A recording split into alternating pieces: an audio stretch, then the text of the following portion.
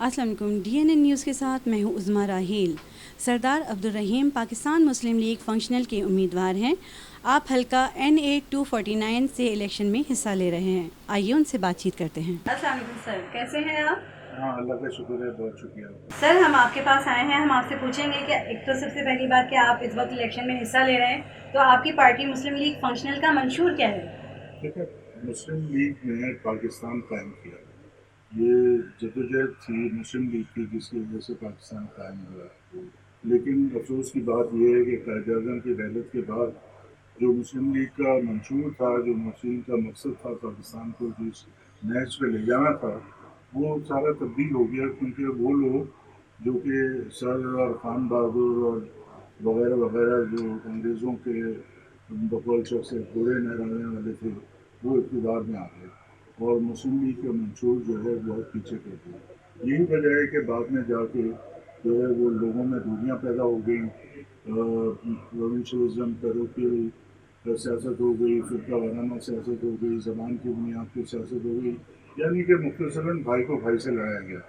تو مسلم لیگ کا جو ہماری پاکستان مسلم لیگ فنکشن ہے، ہم نے وہ پرانا منشور جو ہے اس کو اپنایا ہے، اور ہم چاہتے ہیں کہ آپ پورے پاکستان کو متحد کریں، پاکستان کو ایک ویلفیئر اسٹیٹ بنائیں، اور خصوصی طور پر سندھ میں جو ہے ہمارا نعرہ ہے متحد سندھ اور مضبوط پاکستان۔ سندھ میں جو حالات ہیں آپ کے سامنے ہیں کہ مختلف سیاسی جماعتیں آئیں، انہوں نے لوگوں کا بٹوارا کیا۔ ہم چاہتے ہیں اس بٹوارے کو ختم کریں اور ایک ایسا پلیٹ فارم دیں جہاں پر جو پورے سندھ کے لوگ ہیں وہ متحد ہو جائیں، اس پلیٹ فارم پہ آئیں۔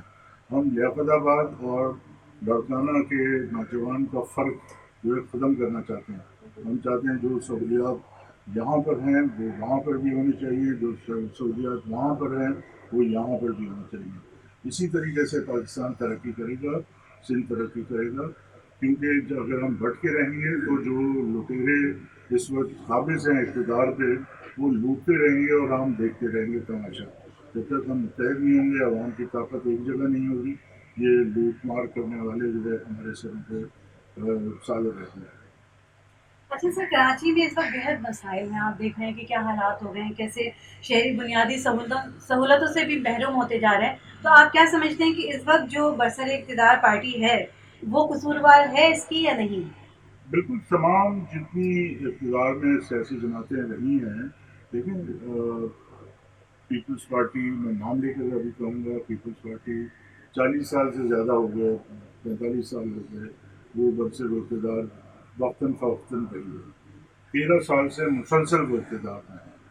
اسی طریقے سے جو کراچی کو اپنا سمجھتے تھے کہ کراچی ہمارا ہے، MQ، وہ بھی اقتدار میں رہی ہے، لیکن کراچی کے لوگوں کی حالت جو ہے وہ بد سے بدتر ہوتی چلی گئی۔ تو سوال یہ پیدا ہوتا ہے کہ یہ لوگ اقتدار میں آ کے کس لیے اقتدار میں آئے تھے؟ یہ عوام کی خدمت کرنے کے لیے تو نہیں آئے تھے، تو لوگوں کو تو انہوں نے اور زیادہ مصیبت میں ڈال دیا۔ تو ایسے ایسے علاقے ہیں جو کہ آپ جائیں تو آپ کو لگتا ہی نہیں ہے کہ وہ یہ شہری علاقہ ہے، اور جو 85% لوگ جو ہے فضلہ ملا ہوا پانی پیتے ہیں، اور اس سے زیادہ اور کیا کہہ سکتا ہوں میں کہ جو لوگوں کی ابتر حالت ہے اس کے بارے میں۔ اسکولس کو دیکھیں تو وہاں تعلیم نہیں ہے، ماسٹر نہیں ہے، فرنیچر نہیں ہے، دیواریں ٹوٹی ہوئی ہیں، چھت ٹوٹے ہوئے ہیں۔ آپ ہیلتھ کیئر اگر یونٹس کی بات کریں تو وہاں دوائیاں نہیں ہیں، انجیکشنز نہیں ہیں، کتے کے کاٹنے کی ویکسین نہیں ہے، ڈاکٹرز نہیں ہیں، اور جو اپیریٹس ہے وہ نہیں ہے، استعمال شدہ سرنجیں وہ دوبارہ سے استعمال کرتے ہیں جس سے بیماریاں اور زیادہ پھیلتی ہیں۔ تو صحیح کہا کسی نے کہ کوئی اگر صحت مند آدمی بھی سندھ کے کسی ہیلتھ کیئر یونٹ میں چلا جائے تو وہ بیمار ہو کے واپس آتا ہے۔ تو جو بنیادی چیزیں ہیں، نہ پانی ہے، نہ بجلی ہے، نہ ہیلتھ سروسز ہے، نہ ایجوکیشن ہے، تو پھر یہ گورنمنٹ کر کیا رہی ہے؟ صرف گورنمنٹ جو ہے وہ پولیس کے ڈنڈے کے ذریعے سے لوگوں کے دبا کے ان کے حقوق جو ہیں وہ سے انحراف کر کے حکومت چلاتے رہیں گے تو اس سے آپ کو کوئی فائدہ نہیں ہے۔ یہ جمہوریت پر کس کا؟ اچھا سر، یہ بھی بتائیے گا کہ اس وقت آپ نے بہت سی جگہوں پہ اپنے آفیسز بنائے ہیں، ان جگہوں پر جہاں پہ پہلے دوسری मतलब तंजीमें थी, या मैं कहूँगी दूसरे लोगों के ऐसे लोग थे MQM जो थी, कि आप जी कहें, MQM में बिल्कुल जी। साफ कहूँगी कि उर्दू बोलने वाले लोगों को आपसे बहुत सी उम्मीदें लग गई हैं। अब सब चाहते हैं कि अच्छे लोग आएँ और उनके ज़रिए हमें फ़ायदे मिलें। तो आप क्या समझते हैं इस चीज़ को? देखिए, हमने जो जलसा 21 मार्च को के दिन किया लियाकताबाद के फ्लाईओवर पुल पर, वो लोगों की आंखें खोलने के लिए काफ़ी है। जो कराची का अवाम है, ख़ास तौर से उर्दू स्पीकिंग जो है, वो अब तब्दीली चाहते हैं।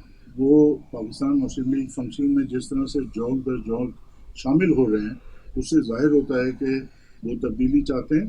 और हमने ये सोचे समझे तरीके से अपनी बाहें खोल दी हैं, अपने दरवाजे खोल दिए हैं। अपने भाइयों के लिए हम उनको गले लगाने के लिए तैयार हो गए हैं।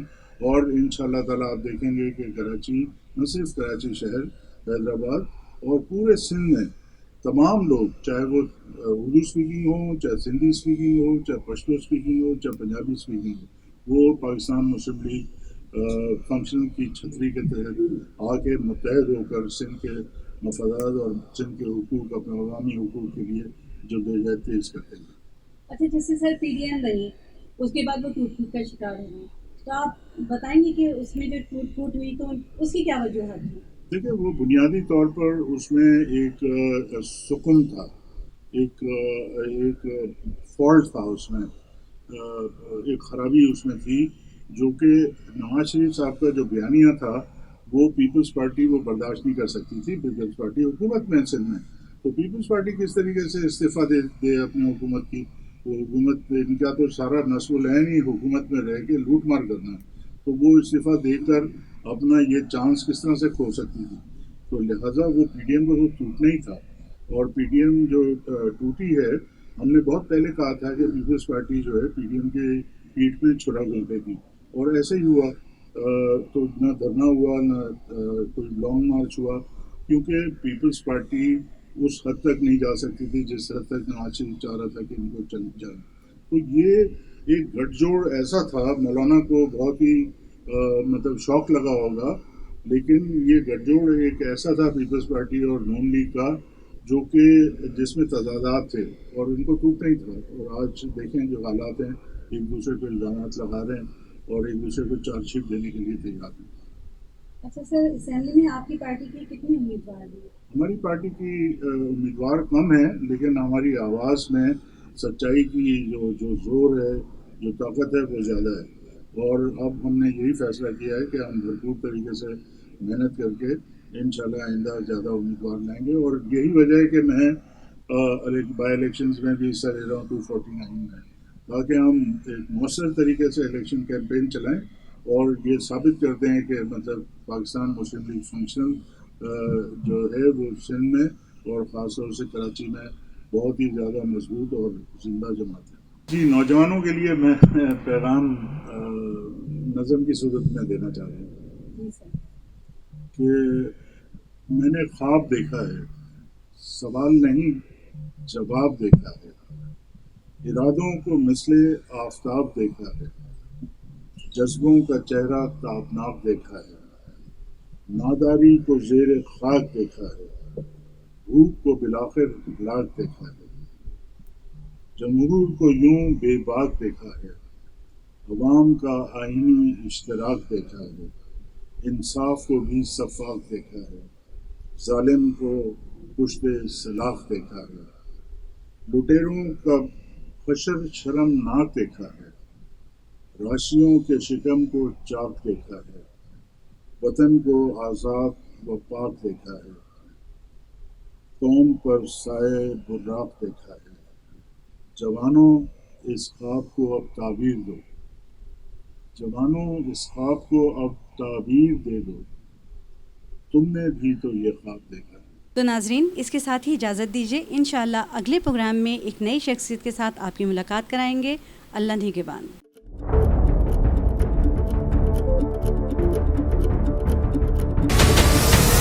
हमारे चैनल को सब्सक्राइब करें और बेल आइकन पर क्लिक करें।